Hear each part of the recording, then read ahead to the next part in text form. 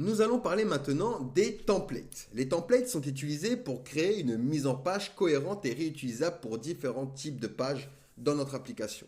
Elles sont similaires au layout, mais avec des nuances spécifiques.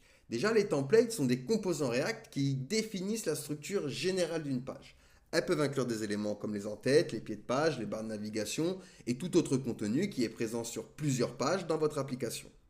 Elles peuvent également contenir des zones de contenu dynamiques qui vont varier d'une page à une autre.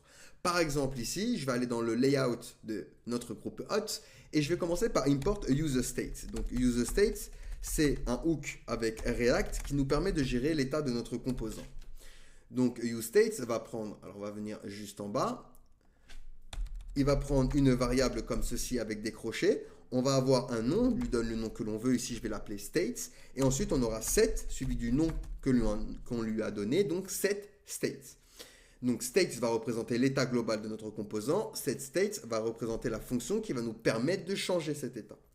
Et ensuite je vais lui dire c'est égal à useStates, hop, et ça va commencer à une chaîne de caractères vide, mais on peut commencer ici avec toutes sortes de types de valeurs, tableau, objet, peu importe. Ensuite, ce que je vais pouvoir faire, c'est un input. Donc, je vais venir ici me faire une div, un input qui aura la classe border et la classe border-til 900. Donc, ça, c'est juste pour lui mettre une petite bordure. Et on va le lier avec notre states, avec l'attribut value. Et ici, je vais lui dire donc states. Et je vais également lui donner une fonction onChange. Et ici, je vais l'appeler handleChange. Donc, cette fonction, on va venir se la créer.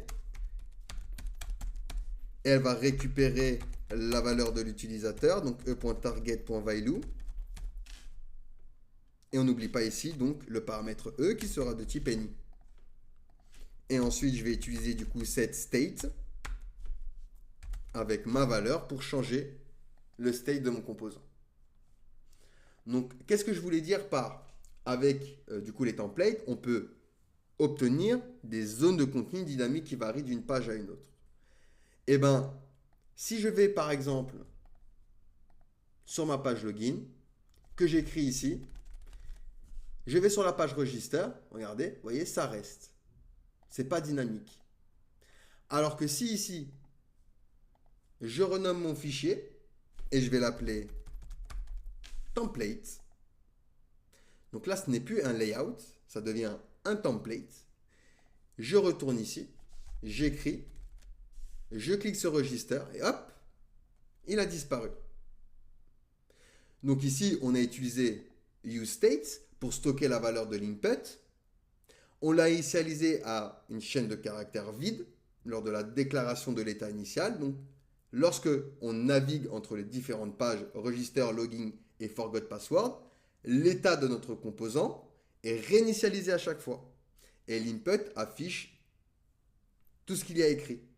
Alors que si j'utilise un template, eh ben, je vais remédier du coup à ce problème-là. Les layouts sont des structures de mise en page comparées aux templates qui sont plus spécifiques, qui peuvent être utilisées pour envelopper le contenu d'une page. Mais contrairement aux templates qui définissent la structure générale de plusieurs pages, un layout est généralement associé à une seule page ou à un groupe restreint de pages qui nécessite une mise en page similaire. Les layouts sont plus utilisés pour encapsuler des composants qui sont communs à plusieurs pages, comme des barres latérales ou des zones de contenu réutilisables, ou pour appliquer des styles spécifiques à une page ou à un groupe de pages. Et ça offre une modularité supplémentaire en permettant de séparer la structure de la mise en page du contenu. Et ça, c'est intéressant.